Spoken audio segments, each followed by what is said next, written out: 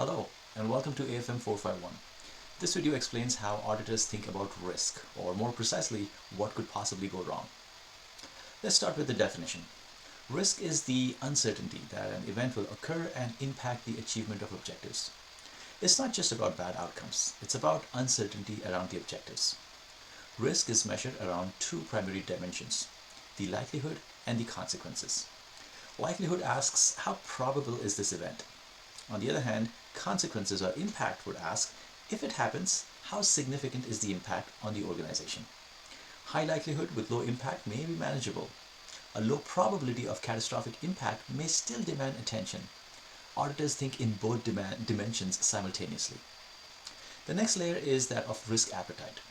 This reflects the level of risk management that the organization is broadly willing to accept in pursuit of its objectives. It is strategic. It sets the tone. A high-growth tech firm may tolerate volatility. A regulated bank should not. Risk tolerance is a bit more narrower. It defines acceptable variation around specific objectives. For example, management may tolerate a 2% variance in inventory shrinkage, but not a 10%. Appetite is broader, tolerance is more operational. Assume a retail company expanding aggressively into e-commerce. There is a risk around revenue recognition for online sales. The likelihood of cut-off errors may be moderate given the system complexity. The consequences, though, could be high if revenue is overstated. Management's appetite may accept aggressive growth, but not financial misstatement. Their tolerance for revenue misstatement might be near zero. The auditor must evaluate this uncertainty, consider both the likelihood and impact, and then compare exposure against management's appetite and tolerance.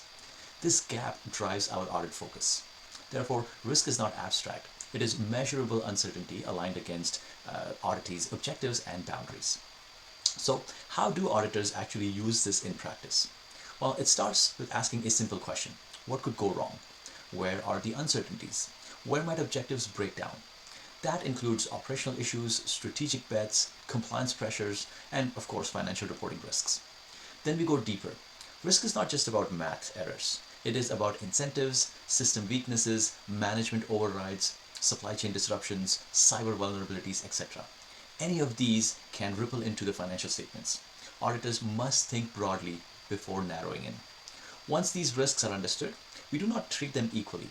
Areas with higher likelihood and more serious consequences should get more attention, more testing, more scrutiny. On the other hand, lower risk areas get proportionally less time, effort, cost, etc. That is the essence of a risk-based audit. It is deliberate, intentional, not arbitrary. Finally, risk sharpens judgment. It influences materiality. It affects how large the sample sizes are. It determines how much evidence is enough. It even shapes the level of skepticism applied. When risk is high, we slow down, we probe deeper. Risk assessment is not a checklist. It helps us be informed and helps us drive defensible audit decisions. That is the foundational first pillar of assurance framework. Capabilities, competencies. We cannot exercise sound professional judgment without understanding the risk. Risk assessment directs skepticism. It activates system 2 thinking. It determines where to probe deeper. Risk thinking moves auditing from checklist execution to more strategic evaluation. It ensures that our efforts are concentrated where they matter the most. In short, risk defines what could possibly go wrong, appetite and tolerance define what is acceptable, and of course, audit strategy closes the gap between these two. Thanks for following along. Take care, stay safe, and bye for now.